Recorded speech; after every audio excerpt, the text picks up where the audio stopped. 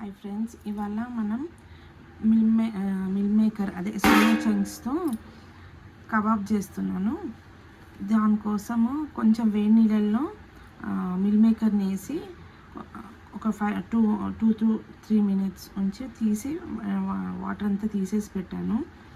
Next దీంట్లో కారం, ఉప్పు, ధనియాల పొడి, గరం మసాలా, జీలకర్ర పొడి, అల్లం వెల్లుల్లి పేస్ట్, కార్న్ఫ్లోర్ వేసి ఇలా మ్యాగ్నేట్ చేసి పెట్టాను, కోటింగ్ చేసి పెట్టాను. దీన్ని ఇప్పుడు ఆయిల్లో ఫ్రై చేసుకుందాం. ఇదిగోండి,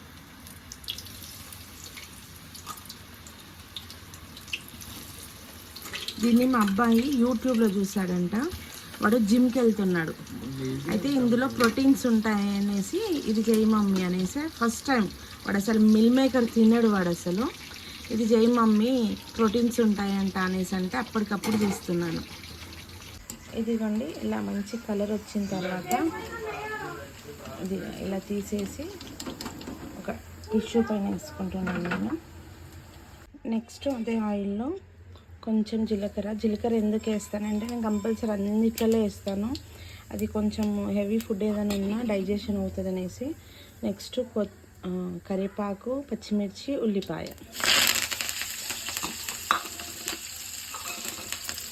వేసేసి ఇది కొంచెం మగ్గిన తర్వాత కొంచెం కారం,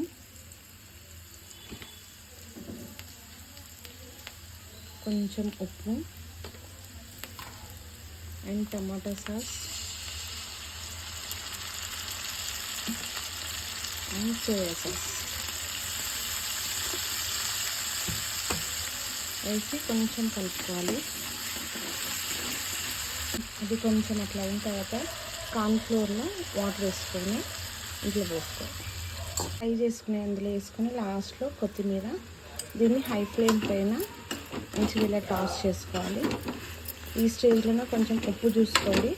ఫైనల్గా నిమ్మకాయ పిండేసిస్తే మన మిల్ మేకర్ కబాబ్ రెడీ.